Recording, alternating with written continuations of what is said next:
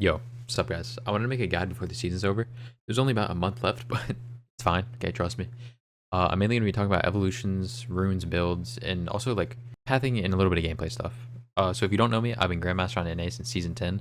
I've been one tricking Kha'Zix since season 9. I think I have like 2 million mastery points on the champion. That shit means nothing, but like, if you care, there you go.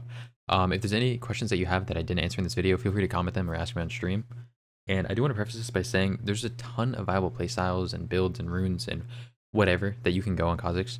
It really comes down to preference and what your playstyle is. But I'm just gonna be talking about what I think is best and what I think people should build and like should go. So I do go Ghost instead of Flash. I think Flash is perfectly fine, but Ghost is very OP, especially in like early game ganks and skirmishes. You need to realize Ghost lasts 15 seconds. So you're basically able to get to a situation a lot faster. Like say for example, you're on your Raptors, like you're on your topside Raptors. You can Ghost from there into mid lane and you're there like maybe 1 to 2 seconds faster. So you're just in a completely like, you're in a situation that would have been impossible with Flash. And you're also able to chase people down, like say you're ganking a LeBlanc. You can just run at her and force her to use W, so then you still have E to jump on her after she Ws, and like maybe she'll flash after, maybe like whatever. But yeah. Also in late game fights, like this play right here, maybe it wasn't the reason I got onto Xerath, like I probably would have regardless, but if you see me kite afterwards, I'm able to dodge everything because of Ghost. And in other situations, maybe I wouldn't have gotten to Xerath in enough time and Ghost would have been like the difference or whatever the case. It does seem a little overkill with R, Yomu's, and Ghost, and Blue Smite, but I think they're all like OP enough in their own ways, and then once they come together, it's just crazy, in my opinion. You can still go Flash if you really want to, but I think Ghost is crazy good. So in 99% of my games, I go R level 6, W at 11, and E or Q at 16. I guess I'll just get this out of the way. For some reason, people think that R evolve is bad, or they don't go R evolve because they miss out on too much damage from not having Q evolve, but this really isn't true. Q doesn't give you more damage. It only gives you more DPS on isolated targets, which like, yes, is more damage, but they have to be isolated and you have to get 2 Qs off. Because if you get 1 off, it's the same damage as a normal Q. And sure, you get the extra range, which is nice in some situations, but for the most part, the value of it isn't, in my opinion, comparable to R evolve. You do clear camps and objectives slightly slower, but the way that I see it is, say at level 6, if you have Q evolve, it takes 60 seconds to full clear, and if you have R evolve, it'll take 70 seconds. The 10 seconds that you gain from having Q evolve is almost in a way wasted. Now, it's not completely useless, like obviously you can make plays and stuff, but the plays that you'll be making with R evolve are so much better, and even though you're later, you'll just have a better result from that fight because you have R evolve. Like look at this play from Selfmade right here. I mean, I'm not gonna lie, he played it pretty good, and he had some crazy movement, but if he had Q evolve, he maybe would have gotten the dragon earlier and maybe could have invaded and got like a random kill or something. Because he has R evolve, he's able to kite so much more, and if he had Q evolve, he would have just died whenever they both started focusing him because he wouldn't have had another ult charge. He also would have been even lower because your normal ult only lasts for 1.25 seconds, while the evolved ult lasts for 2, and you can also cast it 3 times total.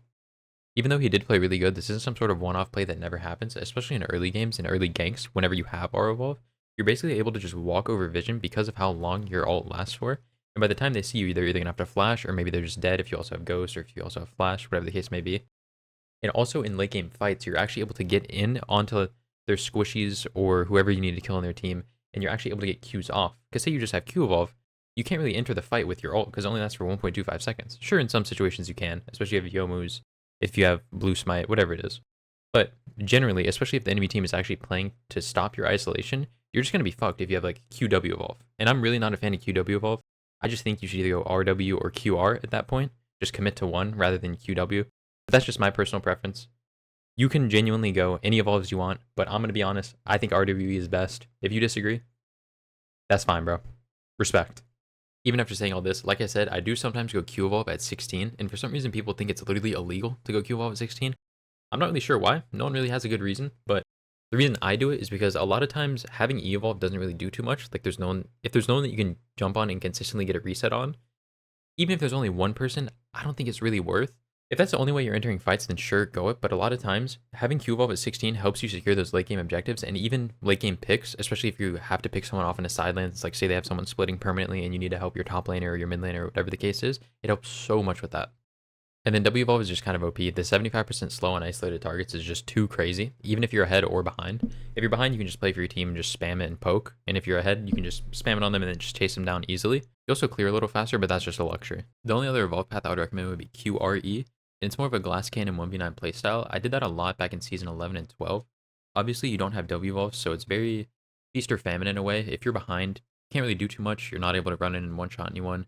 You still might be able to get some objectives here and there and maybe a 1v1 here and there. I do sometimes go this if I have 3 losing lanes and I just hit level 6 and I'm the only hope on the team. I think it's the best way to just try to guarantee a random objective or maybe a random 1v1 on the enemy jungler to try to stay in the game. But like I said, I think RWE is still just better. So I'm not going to lie, when it comes to runes, if you either have Dark Harvest or First Strike, you're probably fine. I feel like they come down to preference now because of how much they've been nerfed. Dark Harvest is a little bit better early game just because you have the rune that'll proc no matter what, and you also have sudden impact. And I think Boot Futures is like the best secondary. This is the main page that I went for most of the season. I'm not gonna lie, you can kind of just mix and match. Like I did this for a little bit. I feel like you need some sort of gold in your runes, like some sort of income. So if you're doing like a greedier page with this, I'd recommend going Treasure Hunter. Ulti Hunter is very underrated. For me, I feel like you almost have to have CDR boots or Ulti Hunter, or else you're playing the game on like hard mode.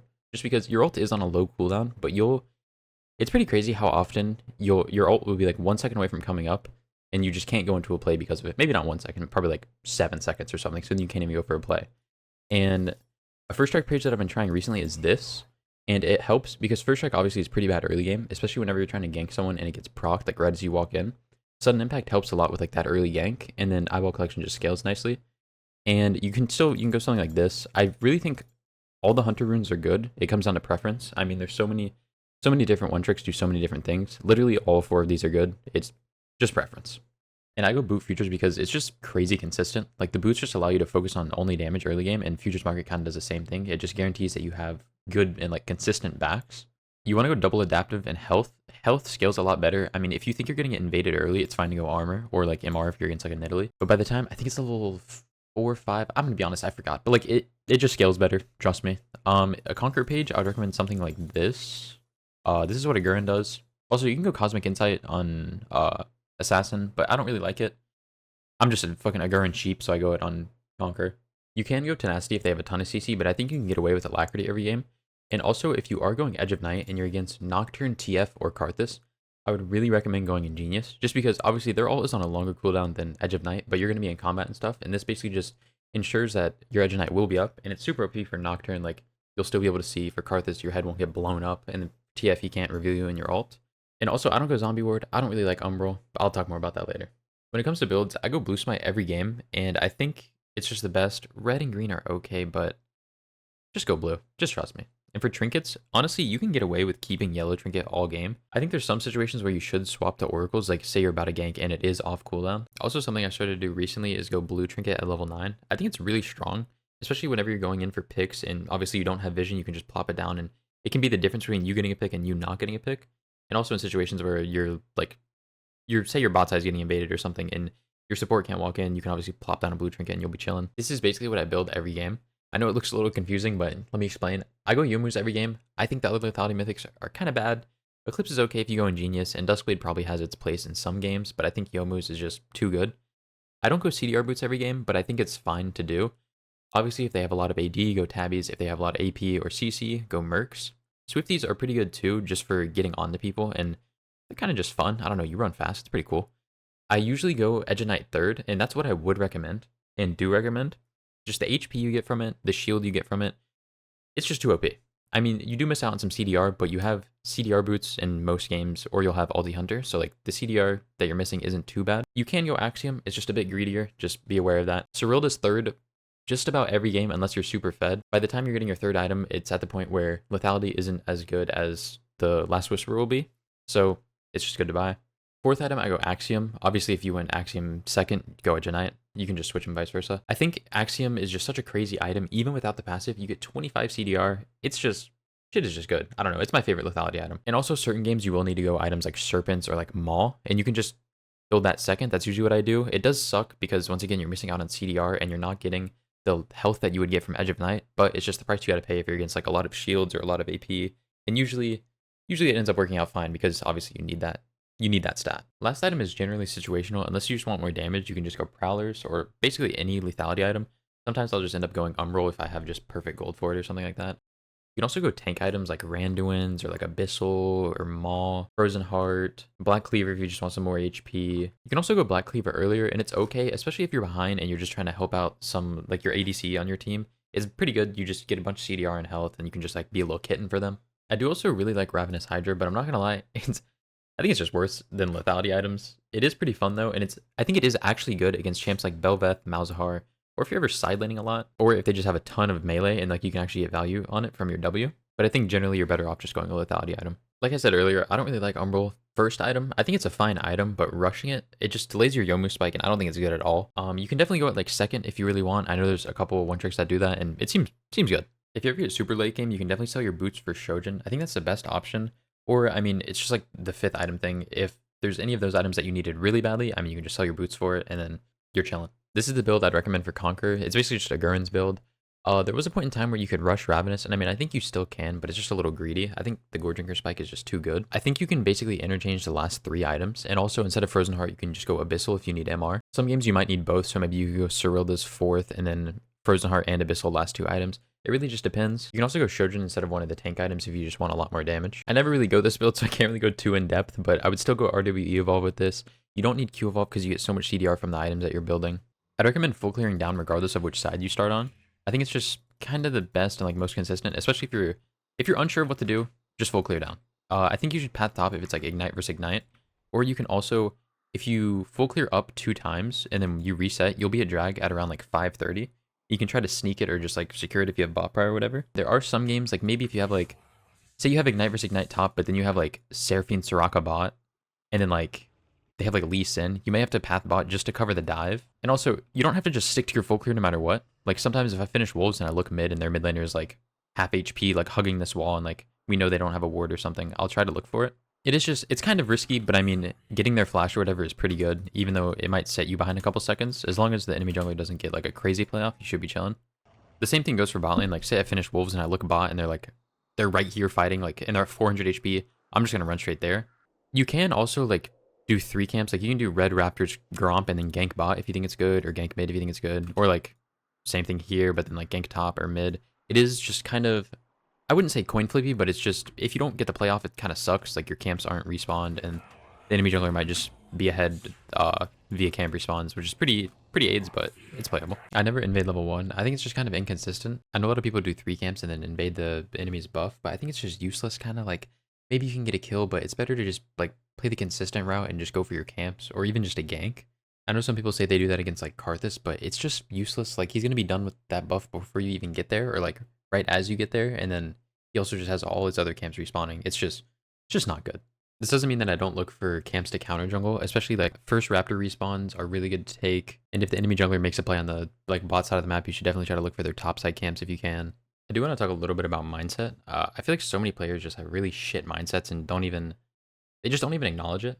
I mean, especially into season, people care a lot about what rank they're going to end and stuff like that. Rangers made a very good video on his mindset and basically how he consistently hits high challenger with a very good win rate every season. I definitely recommend anyone who actually cares about improving or bettering their mindset to watch it. It is an hour long. The best way I could sum it up would be just focus on yourself. You're the only factor that you can control every game. And also, don't type. That shit's useless. I'm going to be honest. Just flame people like, bro, just grow up. Just play the damn game.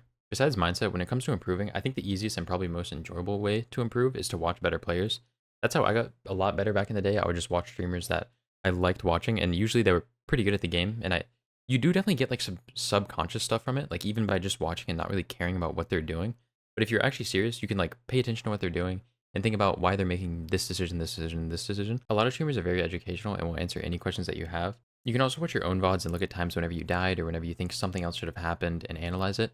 You do kind of have like some core fundamentals to go off of to really do this, because you might just get stuck in like a delusion loop, thinking that like you're not the problem and like this should have happened, this should have happened. If this guy was playing perfect, like you got to be kind of self-aware and like don't lie to yourself for that to actually work.